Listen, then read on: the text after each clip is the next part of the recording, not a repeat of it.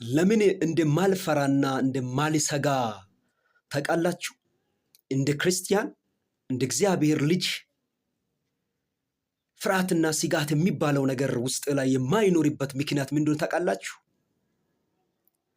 የዮሐንስ ወንጌል ምዕራፍ 10 ቁጥር 28 ላይ ያለው ድንቅ የሆነው የጌታ ቃል ነው። በዛ ስፍራ ላይ ጌታችን ኢየሱስ ክርስቶስ እንዲህ አለ፣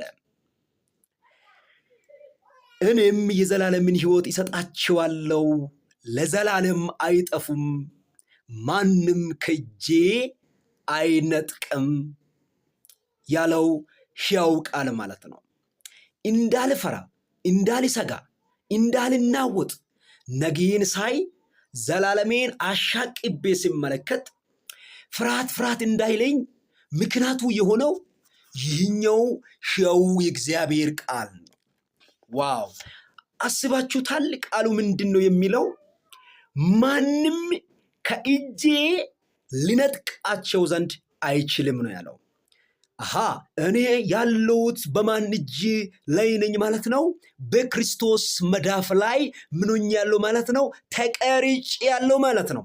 ማንም ከእጄ ሊነጥቃቸው ዘንድ አይችልም። እንዲሁም ደግሞ ለዘላለምም አይጠፉም። በእጄ ቀርጬ ያለው ማለት ነው።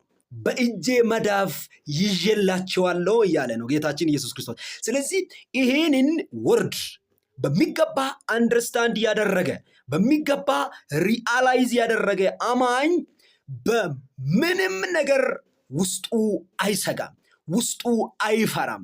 ለምን? ቃሉ ጋራንቲ ይሆናልና። ስለዚህ ወዳጆቼ ይህ ቃል እንዲበራላችሁ እጸልያለሁ። በኢየሱስ ስም ይብራላችሁ።